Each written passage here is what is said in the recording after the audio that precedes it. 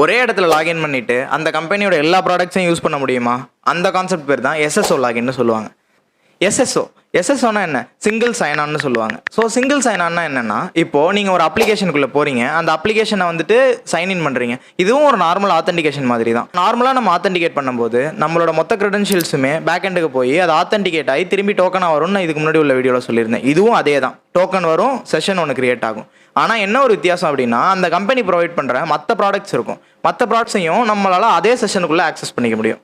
இதுக்கான முக்கியமான ஒரு எக்ஸாம்பிளே வந்துட்டு கூகுள் தான். கூகுள் ஜிமெயிலில் இப்போ நீங்கள் போய் சைன்இன் பண்ணுறீங்கன்னு வச்சுக்கோமே, சைன்இன் பண்ணி முடிச்சதுக்கப்புறம் உங்களால் டாக்ஸையும் வந்து யூஸ் பண்ண முடியும், அதே மாதிரி உங்களால் ஷீட்ஸையும் வந்து யூஸ் பண்ண முடியும். இது எல்லாமே கூகுள் ப்ராடக்ட் தான். நீங்கள் சைன்இன் பண்ணது ஒரே ஒரு இடத்துல தான். இது எங்கே போய் ஸ்டோர் ஆகும் அப்படின்னா, ப்ரௌசர் கேட்சில் போய் ஸ்டோர் ஆகும். ப்ரௌசர் கேட்சில் ஸ்டோர் ஆகிட்டு நீங்கள் எப்போல்லாம் அந்த கம்பெனி ப்ராடக்ட் அது வேறு ஏதாவது ப்ராடக்ட் ஓப்பன் பண்ணுறீங்களோ ஆட்டோமேட்டிக்காக அதுவே உங்களுக்கு அந்த செஷனுக்குள்ளே போய்ட்டு ஆத்தென்டிகேட் பண்ணி உங்களை சைன்இன் பண்ண வச்சிடும். ஸோ இதுதான் எஸ்எஸ்ஓ.